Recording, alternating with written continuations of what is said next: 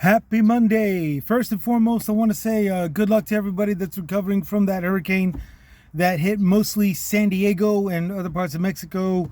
From my understanding, there wasn't too many damages. I don't know if there's a body count to it, though. I have to look into it. I never really got the opportunity to actually sit in front of a television or anything in order to find out, or look it up on the internet. I was actually very busy this weekend. But I really, really hope that everybody's okay, and that if there is a body count, that it's low, and that there's very little damage to be concerned over. But in all out honesty, it's not like the West hasn't dealt with hurricanes to begin with. They know what they're doing. They know how to handle it, and I'm pretty sure that they didn't want some kind of fallacy or anything, some kind of foul up move done, like the way it was with the on the Hawaii Islands concerning the wildfire. Um, Today's subject is stuff that I heard about the book bans and laws that permit parents to challenge libraries to see as to whether or not they've got uh, worthy books or bad books to this other stuff. So far, no parent is really actually going through the process uh, of the challenge. I guess because it involves court dates and stuff, and that's just something that book banners don't want to go through for some reason or another. They're supposed to be for upholding morals and all this other shit. All this other stuff. But don't say but. However, they don't want to go through the legal process, the painstaking legal process of presenting a book that they say is bad, and having to go through the courts and court dates and all that good stuff. Probably also because of court fines and fees. Anytime you have to go to there, whether you're doing the suing or getting sued, you have to pay court fees and fines. Plain and simple.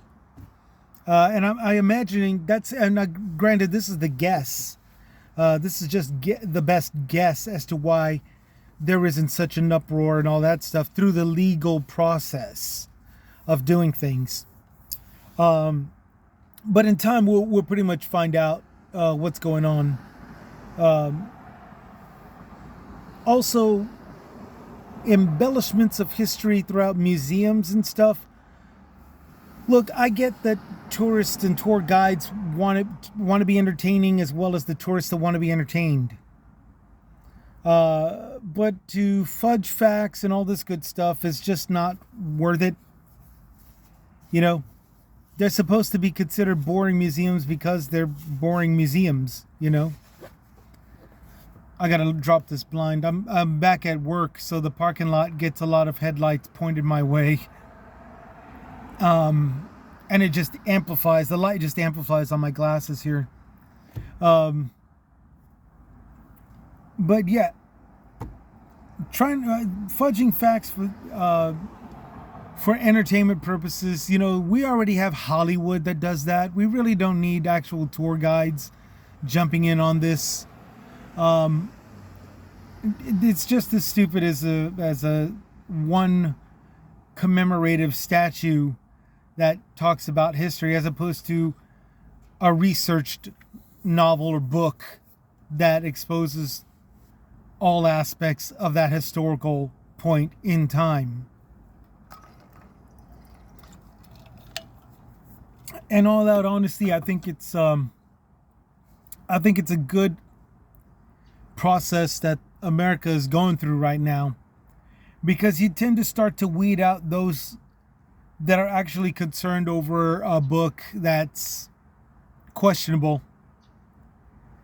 and somebody that just wants to bitch and complain and abuse tax-paying dollars and consort to lawsuit abuse, which is a very big pain in the butt. It's a very big pain in the butt statistic to know. It's a very big, annoying, pain in the butt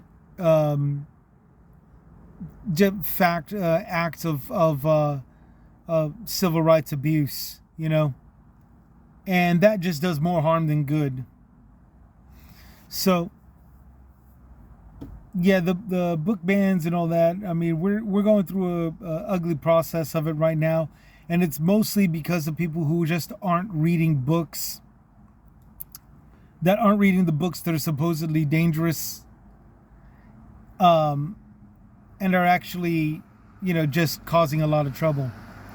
So my boss showed up right now, and that's really all that I wanted to say anyway. Y'all have a good one. Take care of yourself. Have a great work week. It's the beginning of the work week. Y'all take care. This is Chris with Chris's Comments, signing out.